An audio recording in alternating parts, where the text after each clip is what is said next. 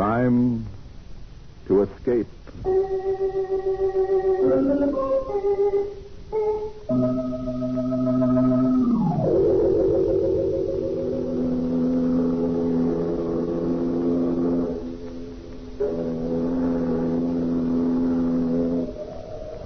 Escape from now, from here, from yourself. Columbia invites you to voyage into the realms of the imagination. Each week we present adventures of men and women who escape into the misty land between the credible and the incredible.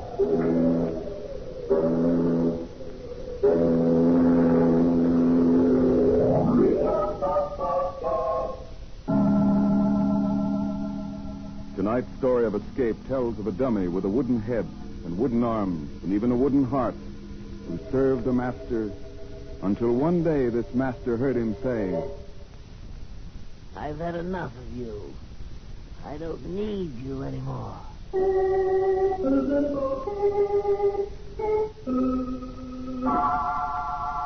Escape now into the strange adventure of Eric Hickson and his dummy, Toby.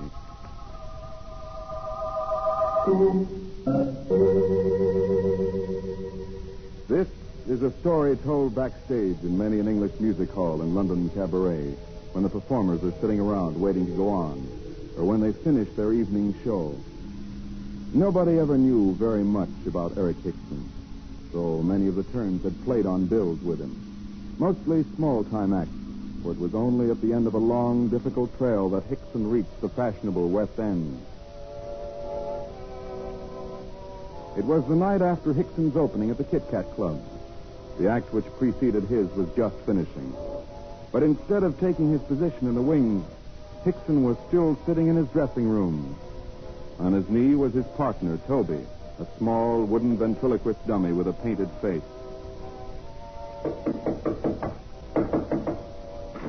I say, Hickson, what's holding you up? You're on in a minute.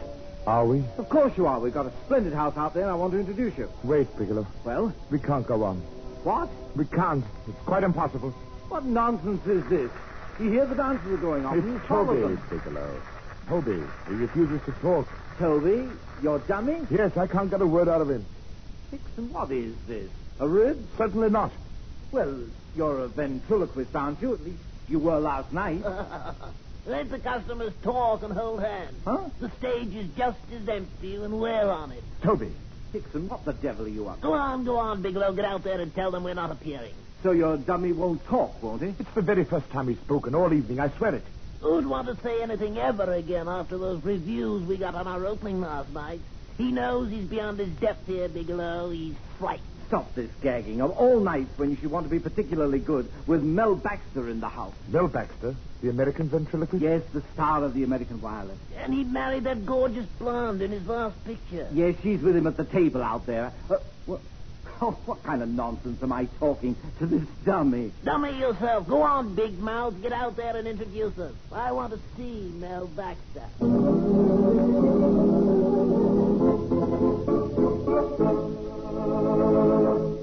And now, ladies and gentlemen, before I present to you our next feature turn, I'd like to call on a distinguished artist who's here tonight.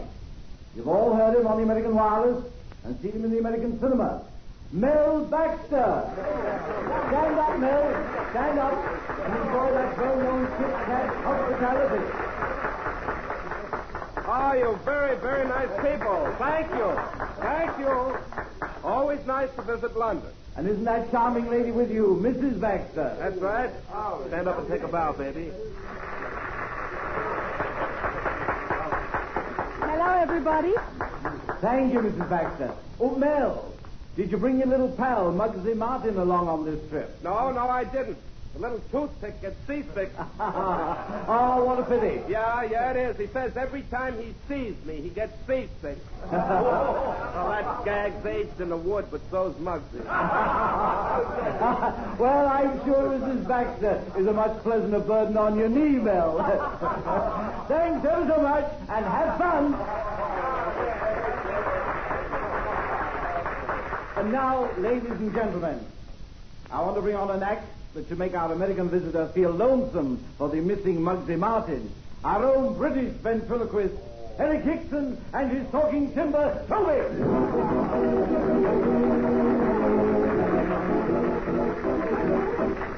good morning, good morning, good morning. Hey, Hickson, go easy on that good morning stuff. Why, Toby? That man over there looks like the truant officer. Oh, that shouldn't trouble you, Toby. You've been a very good boy, haven't you? Oh, yes, but I'm not in school. You mean to say you've left school? Oh, yes, appendicitis, you know. You left school because you have appendicitis? Don't have it. Can't spell it. You know, Toby, I saw a very strange sight the other day. Oh, dear. Must we go on? Toby, I said I saw a very strange sight the other day. All right. I'll go along with the gag. Talk about Muggsy Martin's jokes being aged in the woods. Toby. Let's get on with it. You saw a very strange sight the other day. What was it? 12 men standing under one umbrella, and not one of them got wet. And why not? It wasn't raining. Did you hear that laugh, Hickson? They're forcing themselves to laugh. Do you blame them, Mr. Baxter? Toby, leave Mr. Baxter out of this. Leave me alone, Hickson. What about it, Mr. Baxter? Don't you feel sorry for me having to play along with Hickson's old jokes? Well, now, Toby, I don't know. I have great respect for old jokes. Old jokes are not to be laughed at. In fact, one of my favorite jokes is the old one about the man whose name was Joe Hitler, and he wanted to change his name. So the judge asked him what he wanted to change it to, and he said George Hitler, because he was tired of people saying to him, "Hello, Joe, what do you know?" Dear me. Is that strange sound laughter, Hickson? Yes. Thank you very much for your valuable contribution, Mr. Baxter. Oh, not at all, Mr. Hickson. I was just standing here with 11 other guys waiting for you to borrow another umbrella. I suppose all your gags are original, Mr. Baxter. But of course, it's a gift. Now, I've no doubt that you hang up your stockings for them every Christmas. Sure. And I always get sock gags.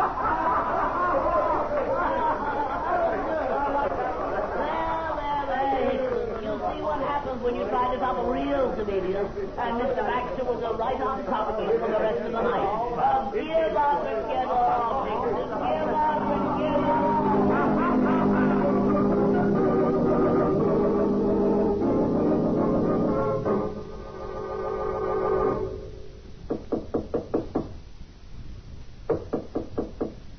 Anyone in there?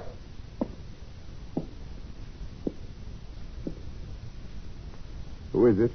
No, Baxter, Hickson. Mr. Baxter. Well? How do you do? Mind if we come in for a minute? All right. If you like. This is my wife, honey, Mr. Hickson. Mrs. Baxter. Hello, Mr. Hickson. Won't you sit down? Just throw that dressing down on the floor. Oh, thanks. Well, so this is your boy, huh? Nice carving job. I'm very handsome. Don't you think so, Mrs. Baxter? You're a dream man, Toby. Who made him for you? Don't put your hands on him. Oh, I'm sorry. Haven't you done enough damage tonight? Oh, now look, Hickson, you asked for it out there. I ask for nothing. It was Toby got me into that. Toby? Oh, now, Toby, aren't you ashamed? I asked you not to touch him. Mr. Hickson, you don't think Mel was stealing, do you? I can take no chances. Well, you're taken seriously, don't you? Well, relax. I do all right with Muggsy, my own dummy. So I've heard. Yes. And you sure surprised me with that little act out front. Your own part in it surprised me. My part? Well, you wanted some kind of comeback, didn't you? You asked for it, Mr. You needn't Hickson. explain anything. You see, Mr. Baxter, Hickson's attitude requires a certain amount of sympathy. He's quite aware he's not our equal. Oh, now, look. Keep quiet, Toby. Mr. Baxter, just why did you come to my dressing room? Well, professional courtesy. If you've come here to make some sort of a bargain to buy Toby, it's no use. You can never have it. Now, wait, Hickson. Yes, wait, Hickson. I won't have it, Toby. Never, never. Whatever the Baxters have to say to me is my affair. Why don't you pretend you're a gentleman and make a graceful exit? Oh, really? Toby, if you're trying to make me look ridiculous... I'm succeeding. Yes, I know. Now go on over behind the screen and get your makeup off. Very well. But I warn you. Beat it. Pay no attention to him, Mrs. Baxter. Mel, I don't understand. This fellow's amazing. No, not at all. He's stupid, really. Constantly interfering in my affairs. Mrs. Baxter, now that we're alone, may I tell you something? Something I'm sure you've heard before. Well, what is it, Toby? You're very beautiful. I'm very fond of you, Mrs. Baxter. And whatever Hickson thinks, you're really a very nice woman. Oh, now look here. Mel, I don't like this. Hickson. Yes? Come out here. Well, what is it? Just how far do you want to carry a gag? A gag? Either you apologize to my wife... Apologize for what? Really, Mr. Baxter, I don't know what you're talking about. Mel, let's leave. You're not going to leave me, are you, Mrs. Baxter? Please don't. Oh, you're a very funny guy, Hickson. Take me with you, Mr. Baxter. I just want to be near her. If you're afraid I'll make love to her, you needn't worry. I will. Okay, Hickson, you asked for it. No, Mel. Don't hit him. Don't hit him. Oh, Mel. Mel, why did you do it? Here now. Well, what's going on? I don't know what's eating this guy. A gag's a gag, but he doesn't know when to stop. He looks a bit done in. Well, he had it coming to him. Glad he didn't break the dummy when he fell. Yes, that would have been a shame. He's such a cute little fella. Oh, and you do care what happens to me. I love you, Mrs. Baxter. I love you.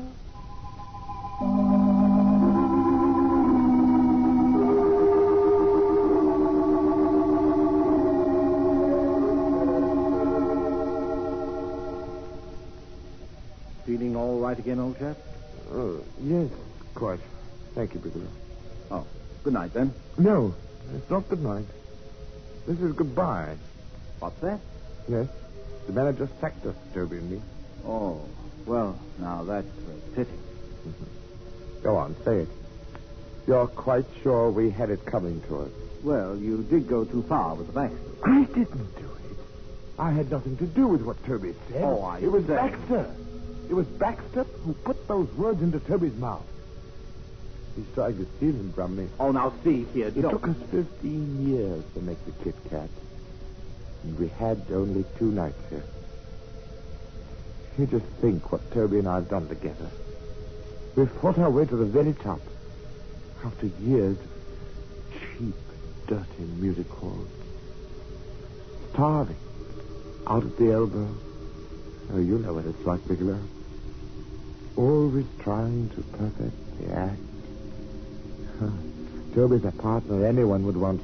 And Baxter's no exception. All right, old boy. Then you'd better take good care of Toby. No, never fear. Oh, never fear. I shall. He's locked in my dressing room right now, and tonight and every other night we are going to sleep behind locked doors until Mel Baxter leaves London.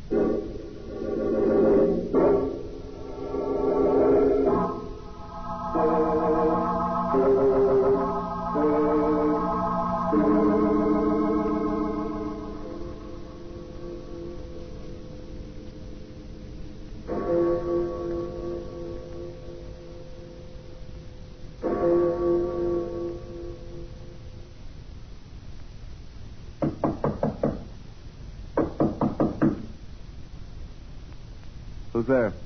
Baxter, I want to talk to you. Mel, be careful. It's Hickson. And the door isn't locked. Where is Toby? Get out, Hickson. I've come for Toby. Where is he? You've stolen Toby from me, and I've come to take him back. I haven't seen your dummy since we were in your dressing room tonight. You lie. You came and stole him from me whilst I was asleep. Sure. I never travel without my burglar tools. Now, listen, Hickson, I only knocked you down before, but this time I'm going to finish the job. Mel. I'll handle this my way, baby. No, Mel, look. On the floor. What? On the floor at the foot of my bed. Toby, what? Oh, Claudia, how did... Toby, there you are. I found you. Oh, poor little Toby. He kidnapped you. Now, look, Hickson, I haven't the slightest idea how your dummy got here. Toby, Mel, speak look to how me. he's shaking that awful thing. Wake up, Toby. Trying to wake it up. Oh, come now. You're not deceiving me. You know I'm here. Go away and leave me alone. I'm through with you, Hickson. I can't stand it, Mel. Easy, baby. Now, look here, Hickson. Maybe you're ill or mad or Ill? You took Toby away from me, and you say I'm ill? I didn't take him. You brought him here. You must have. Maybe while you were walking in your sleep. Mel, he's got a gun. He won't shoot. Come with me, Toby. We're going home again. No, Hickson, I won't go with you. I'm going to stay here forever. What? This is some trick. Baxter, you've influenced him against me. You're putting words into his mouth. Oh, look, Hickson, will you relax? I tell you, I had nothing to do with this. I couldn't have. Nothing to do with it. You're a devil, Baxter. You tried to steal Toby away from me, and now you're trying to drive me mad. Hickson, will you listen to reason? No! No, I won't listen to reason. I won't. Beast. Pick up this gun before it hits somebody with it, baby. I've got it, Mel. There's no Now, proof. stay where you are, Hickson. What? Oh, no. Oh, no, I'll do nothing of the sort. You're insane. Hickson, you're the one who's sick. I'm trying to help you. Help me. You're trying to take Toby away from me. Look, will you let me get a doctor for No! You fool! You'll never get Toby away from me. I'll take him where you'll never see him again. Never! Hickson. Claudia, that man's desperately ill. We've got to get a doctor.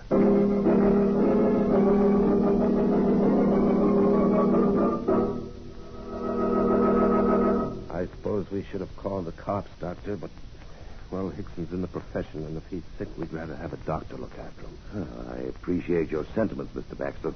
What's made him act this way? What's wrong with him? Well, I can't give an opinion without seeing him, without talking with him. But perhaps your husband may have some idea. Me? You're a ventriloquist, Mr. Baxter, but a more successful one than Hickson. And, too, you're happily married. Less introspective, perhaps. Isn't it quite possible that Hickson, in his loneliness, his struggles for success, may have become so accustomed to thinking as two people that the personalities have actually become divided? Why, I don't know. Yeah, I can see how that might happen. You mean he thinks he's two people? No, Mrs. Baxter. He doesn't think he's two people. It's possible he doesn't know these personalities have become divided. That Toby now might be said to live within Hickson without Hickson's knowing. And Then what's going to happen to him? well, it's something he'll have to fight out within himself. If we can keep the dummy away from him, he may recover. Oh, but, Doctor, he took it with him. And we've no time to lose. Where does he live? Have you any idea? No, but I can find out. Well, then we'd better go at once. He must be separated from that dummy.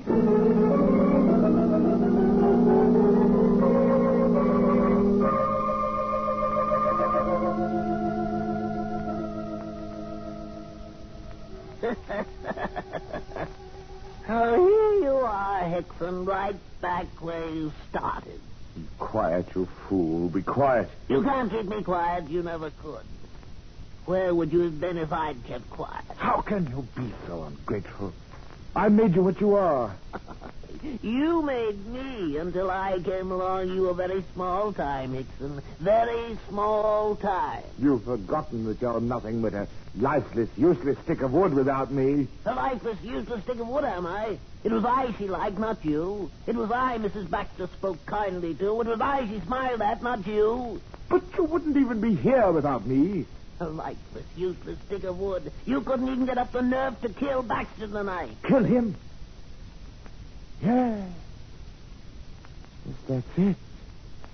You wanted me to kill him. Why didn't you kill him? Then she could have belonged to me. I could be with her forever. Oh, you fool. You know that's impossible. You're just saying that. You're jealous. Jealous.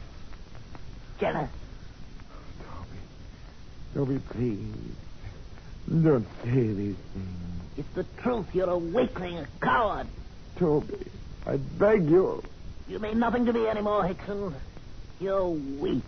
No, I'm not. You monster. Oh, more than the mind can bear. I can't stand it. I've got to get rid of you. I can kill you. I'll destroy you. Hickson, take your hands off me. I'm through with you. Take your hands off me. No, I'll kill you. You vulgar little beast. Hickson, stop. Die, you monster. Wait. Your head. Filthy beast. What? Don't. No. No. So bad. You little monster.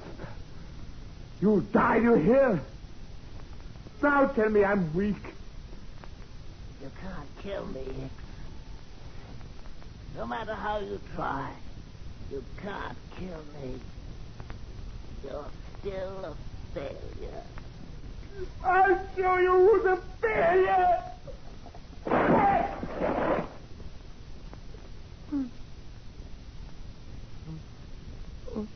Toby.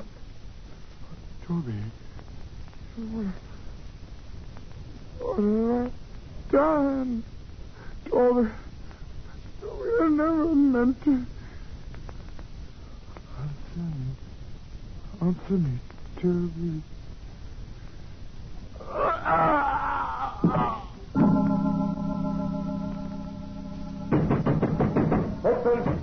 Hudson, are you in there? Sounds like Mel. Try the door.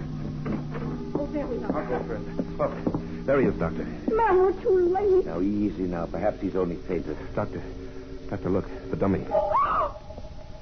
Smashed to bits. I can't believe it's real. Easy, honey, take it easy.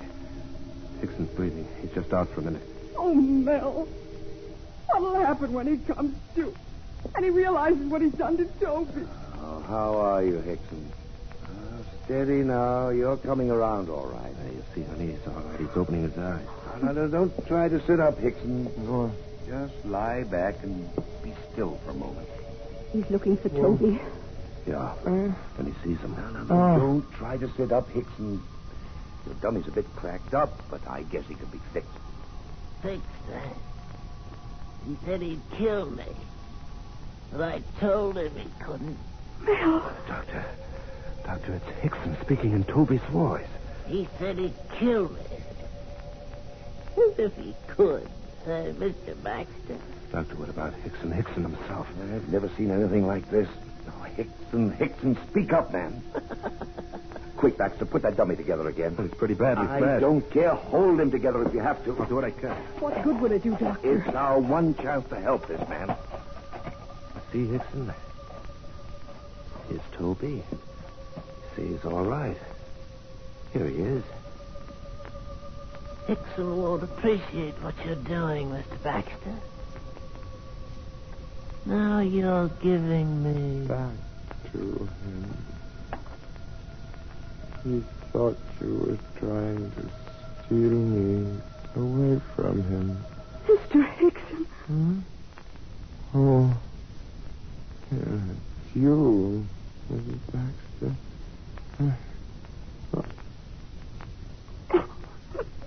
Toby, what's happened to you? Oh, you and Toby both had a little accident, Mr. Hickson. Baxter! Mr. Baxter had nothing to do with it. He and Mrs. Baxter are your friends. They were worried about you. They called me. I'm a doctor. Oh, dear, I'm very grateful. Thank you. Thank you awfully. Well, we told the doctor how Toby'd been acting up this evening. Oh, yes. And now I remember. Yes, you were a very bad boy, Toby. You said so many things that I didn't put into your mouth. You can't go on like this, you know. If the act's to succeed, you ruined us tonight, Toby. It's going to be a long, hard fight to get back. I'm not really angry with you, Hickson. I'm glad. We are dependent on each other, Toby. You know that. Promise me you'll behave from now on. Promise you won't say anything I don't put into your mouth. I promise. But still, I can have my own ideas.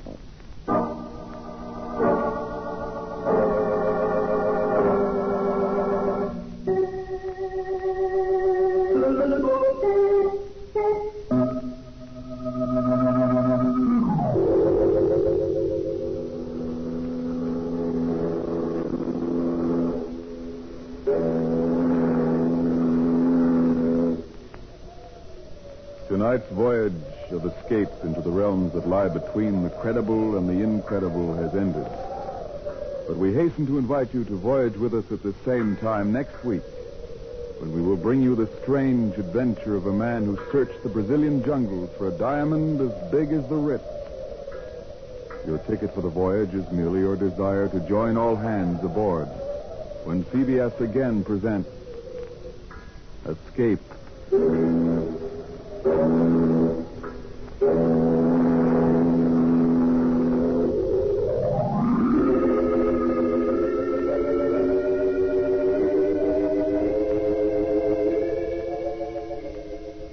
Dead of Night was adapted by the CBS Division of Program Writing from the Universal Motion Pictures. Barry Kroger appeared as Eric Hickson, Art Carney as Toby the Dummy. Escape is a CBS feature production directed by John Mosman. This is CBS, the Columbia Broadcasting System.